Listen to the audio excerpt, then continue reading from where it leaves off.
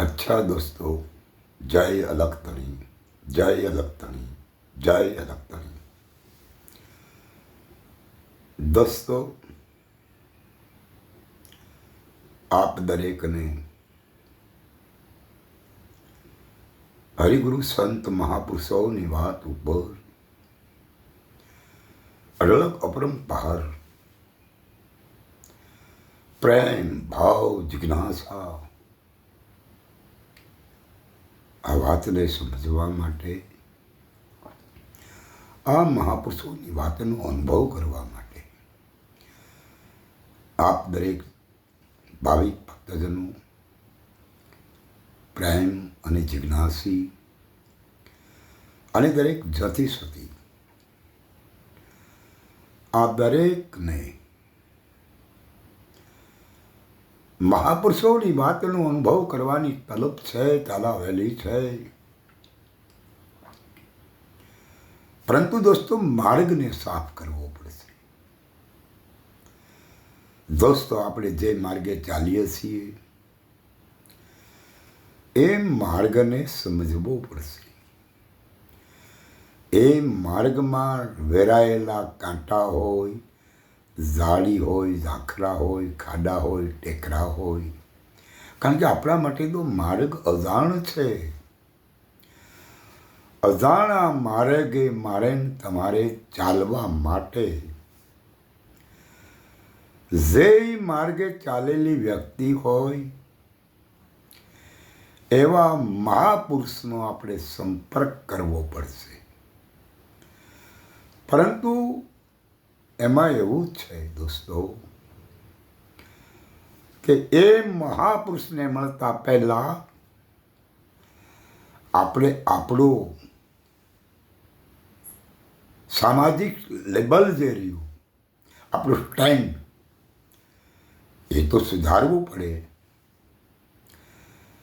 કારણ કે જેવા સાથે તેવા, જેવાની સાથે બેસીએ એવી એની વાત હોય, એવું એનું વર્તન હોય, એવા સાથે જ્યારે આપણે બેસીએ ત્યારે આપણી વાસ્તવિકતા એના જેવી કદાચ ન પણ હોય, પરંતુ એને સુધારવાની પ્રથમ કોશિશ કરવી જોઈએ.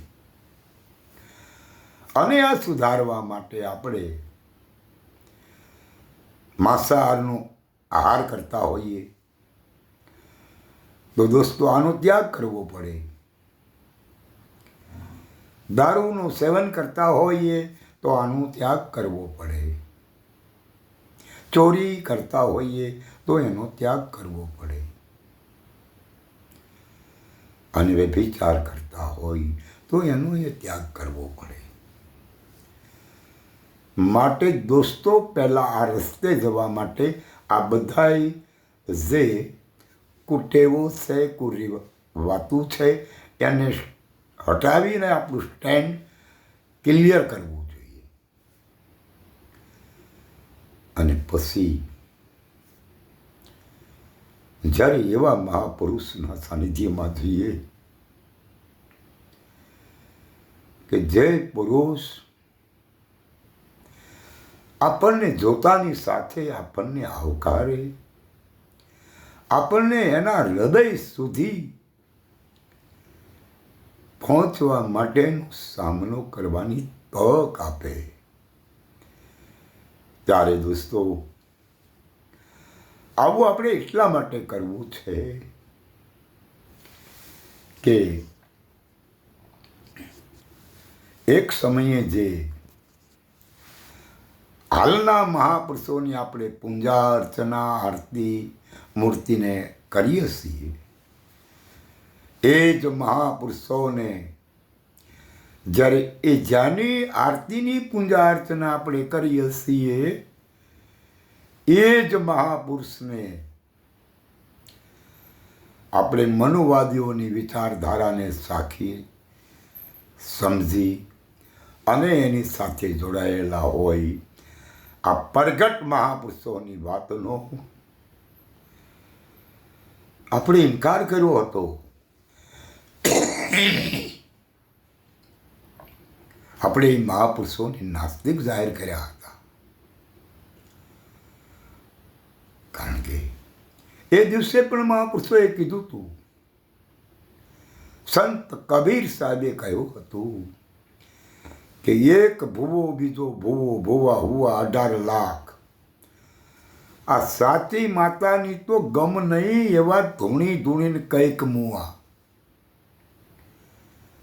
એટલે આજ પણ આપણે એમાં આટોપાઈ ગયેલા છીએ. હું જોઉં છું કે જ્યાં માતાજીના દાખલા હોય, જ્યાં એની બેઠક હોય, ત્યાં માણસોની ભીડ હોય. કારણ કે જે ખોટા દાગીના હોય ને ઉજળા વધારે હોય, પણ જ્યારે એને કોઈનો પરસેવો લાગે ને ત્યારે એને કાટ આવે, ત્યારે એમાં ઝાંખપ લાગે. અને બાપ, સોનાને ઝાંખપ ન આવે, સોનાને ડાઘ ન લાગે, પણ છતાંય આ ગેરી સમાજના લોકો સત સમાગમની વાતો ચાલતી હોય, સંત વાણીનું જ્યાં આયોજન હોય ત્યાં હાજરી પાકી હોય છે. અને જ્યાં કંઈ લેવાનું નથી, જ્યાં કંઈ સમજવાનું નથી, જ્યાં કંઈ સત્ય એવું નામો નિશાન નથી, છતાં લોકો ત્યાં અપાર ભીડ હોય છે. માટે સમાજના લોકોએ સચ્ચાઈને સમજવી પડશે અને પોતાના અનુભવ તરફ વળવું પડશે. કારણ આજ આપણા ભારત દેશની અંદર આ 33 કરોડ દેવનો માહોલ હોય, 64 જોગણી હોય, 5200 વીર હોય, 24 અવતાર હોય. આ બધું હોવા છતાં પણ ગીતાનો સંદેશ છે. આપણી કોર્ટમાં, આપણા ન્યાયાલયમાં ગીતાના સગન લેવડાવવામાં આવે અને એ જ ગીતાની અંદર એના ચોથા અધ્યાયમાં જ્ઞાન વિભૂતિ યોગમાં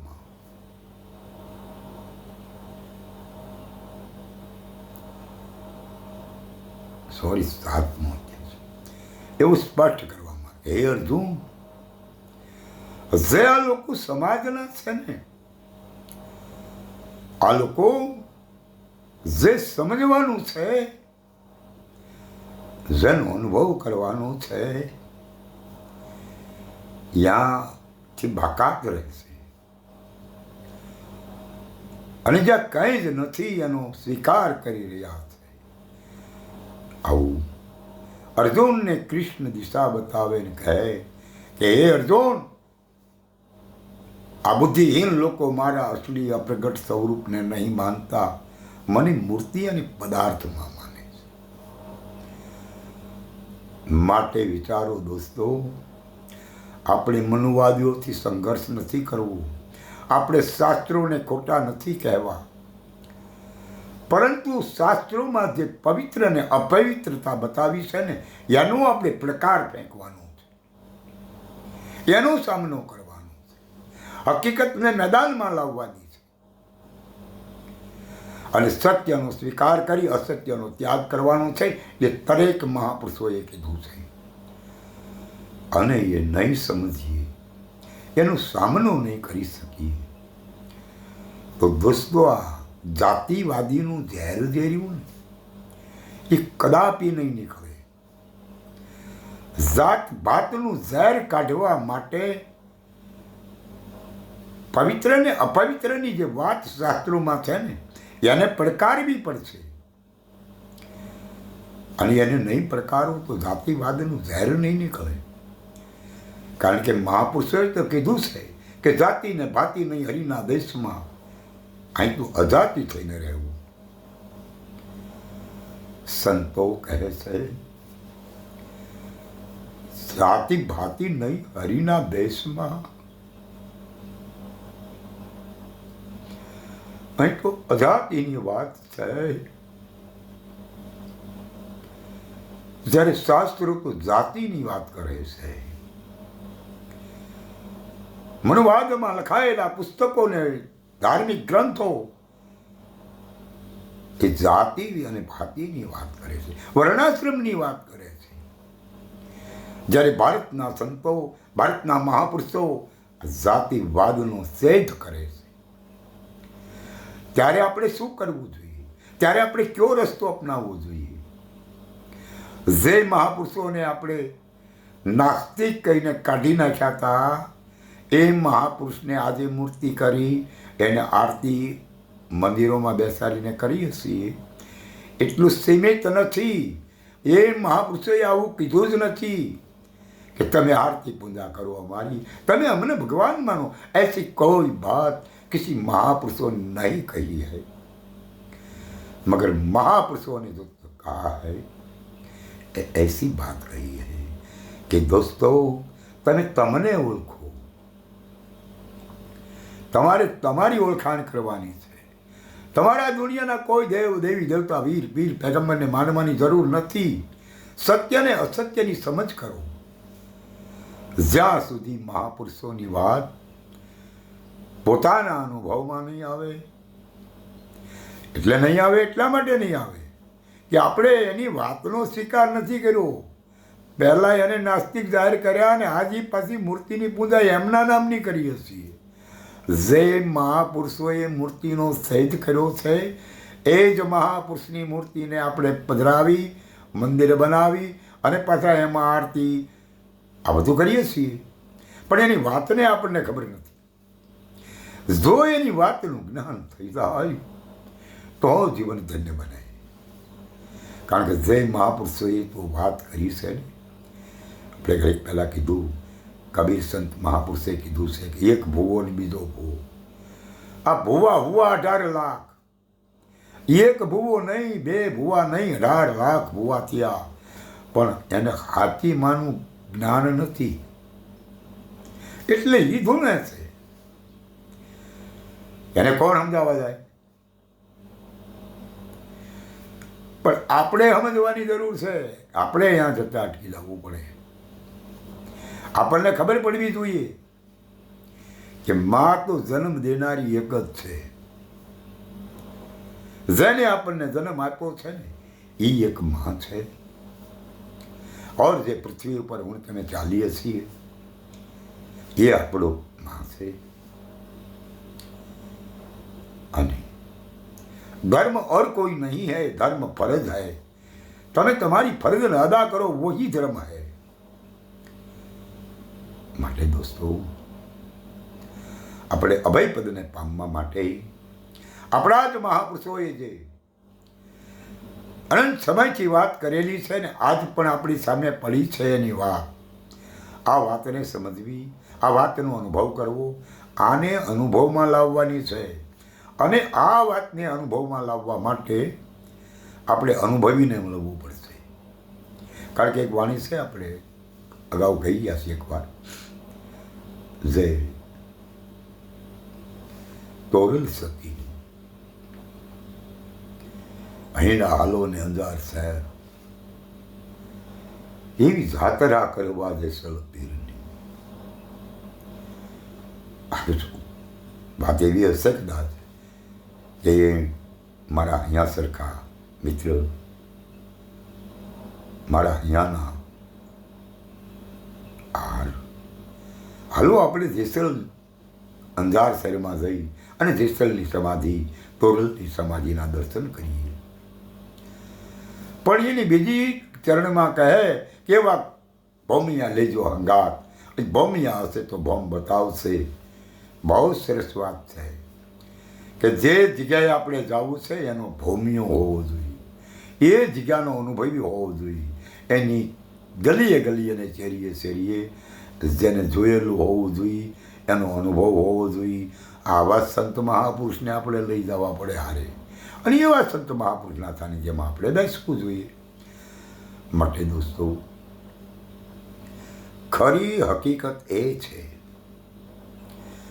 કે જે શાસ્ત્ર ગીતાનું એમાં કોઈ જગ્યાએ હિન્દુ શબ્દનો ઉપયોગ થયો જ નથી.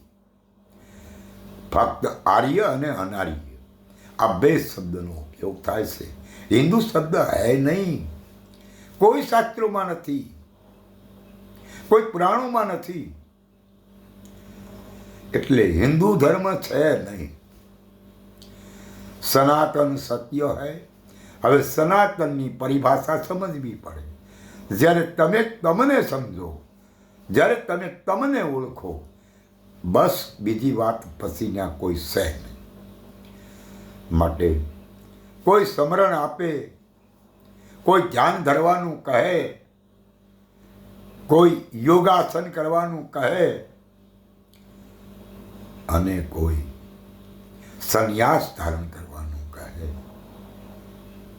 પણ સંતોએ નથી કીધું, આપણા મહાપુરુષોએ નથી કીધું.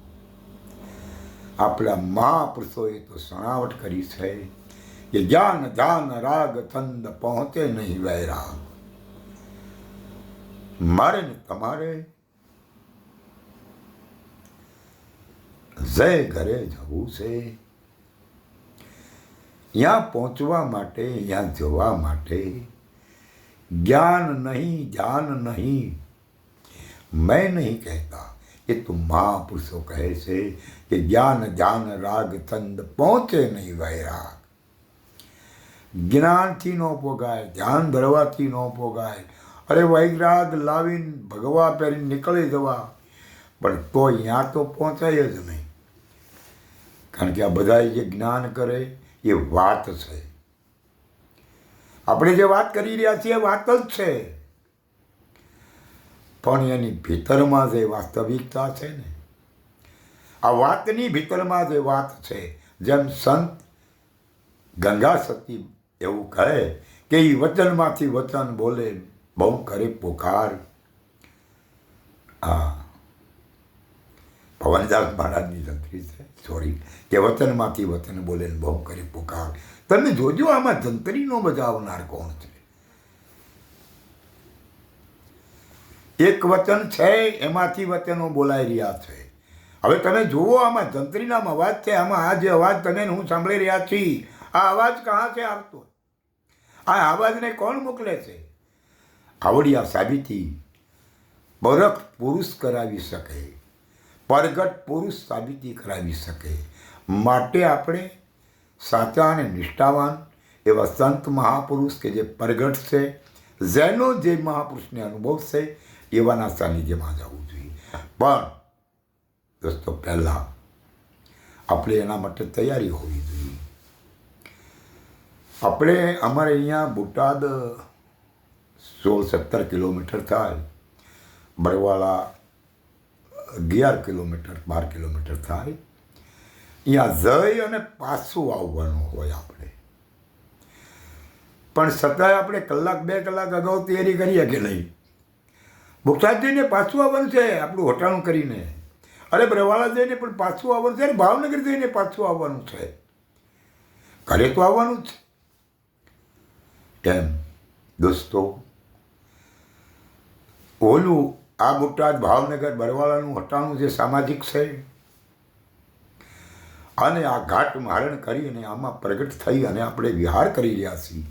એક હટાણું કરવા આ સંસાર રૂપી જે મોલ છે એમાં આપણે આવ્યા છીએ. અને આપણે આપણું હટાણું કરી એ સાચા હીરાની પરખ કરી અને પાછા ઘરે જવાનું છે. એટલે ભાવનગર બરવાળા બોટાદ જવા માટે કલાક 2 કલાક અગાઉ તૈયારી કરવી પડતી હોય તો આપણે જ્યાંથી આવ્યા અને ત્યાં પાછું જવું, ફરીને પાછું આંટો નહીં, તો એવી કઈ તૈયારી કરવી પડે. અગર જો એવી તૈયારી નહીં હોય તો આ જીવનનો ફેરો સફળ નથી. માટે આ બધું પડ્યું મૂકો, તમે તમને ઓળખવાની કોશિશ કરો. જો આ જીવનના ફેરાને તમે સફળ કરાવવાની માગણી કરતા હો અને ભાવ વ્યક્ત કરતા હો અને એ વાત ઉપર તમને પ્રેમ હોય તો તમે તમને ઓળખવાની કોશિશ કરો ને એ માર્ગે એ પંથે ચાલો. અચ્છા દોસ્તો, આપણે આજનો આ વિડીયો અહીંયા રોકીએ છીએ અને આપને મારી વાત વ્યાજબી લાગી હોય તો મારા આ વિડીયાને, મારી ચેનલને સબસ્ક્રાઈબ કરજો અને શેર કરજો અને લાઈક આપજો. તો અચ્છા દોસ્તો, જય અલખધણી, જય અલખધણી, જય અલખધણી.